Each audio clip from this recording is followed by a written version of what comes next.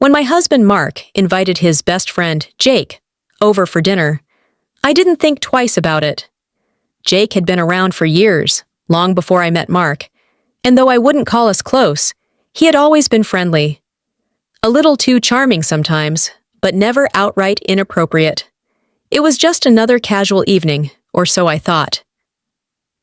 I spent the day preparing dinner, while Mark and Jake hung out in the living room, catching up over beers.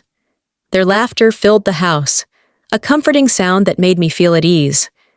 Everything felt normal, familiar, safe. We ate together, shared stories, and for a while, it was just another friendly gathering. Then, after dinner, I excused myself to put our baby to sleep. It took me about 15 minutes to settle her down. As I stood by her crib for a moment, watching her tiny chest rise and fall, I felt a wave of contentment wash over me.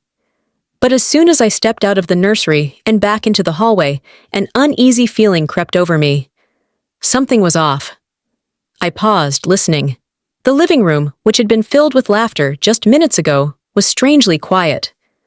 My husband was in the kitchen, probably grabbing another round of drinks. But where was Jake?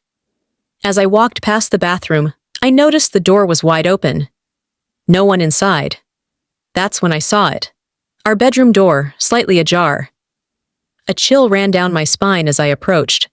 Pushing the door open just enough to peek inside, my breath caught in my throat. There was Jake, standing by my dresser, holding something small and shiny in his hands. My grandmother's wedding ring. For a moment, I was too stunned to speak. That ring wasn't just any piece of jewelry. It was an heirloom, something irreplaceable. And there he was, turning it over in his fingers, like it was his to take. "What the hell are you doing?" My voice came out sharper than I intended. Jake jolted, nearly dropping the ring before hastily placing it back in the jewelry box. His face flushed as he turned to me, eyes wide with surprise. "Oh, hey, I was just admiring it," he said with a forced chuckle. "It's beautiful. Didn't mean to snoop." Snoop? He had no business being in our bedroom, let alone rifling through my things. Anger surged through me, and before I could stop myself, I snapped, "You shouldn't be in here, Jake." At that moment, Mark appeared in the doorway, concern etched on his face. "What's going on?" I pointed at Jake, still standing awkwardly by my dresser. "I just caught him going through my jewelry." Jake let out a nervous laugh, shaking his head. No, it's not like that. I was looking for the bathroom, and I guess I got a little curious. That ring caught my eye. Didn't mean any harm." Looking for the bathroom? The excuse was ridiculous. Jake had been to our house plenty of times. He knew where the bathroom was. I expected Mark to be furious, to demand an explanation. But instead, he just sighed, rubbing his temple. "Come on, man, let's just eat." I blinked, certain I had misheard him. That was it? No anger? No questions? He wasn't even remotely disturbed. Jake, clearly relieved, clapped Mark on the back with a laugh. "Yeah, let's get back to dinner. Sorry for the mix-up." I stood there, frozen, as they walked back toward the kitchen like nothing had happened. My hands clenched into fists, my stomach twisting in knots. What the hell had I just witnessed?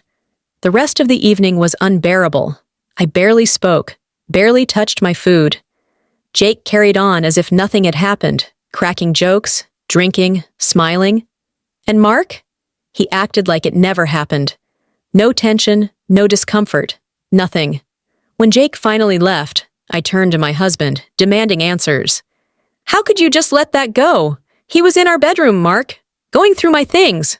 Mark exhaled, rubbing the back of his neck. "It's Jake. He wouldn't steal from us."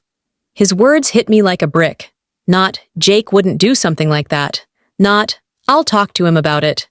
Just a casual dismissal, like it was normal, like this wasn't the first time. That's when I knew. My husband knew. Maybe not about tonight, but about something. And he had chosen to stay silent.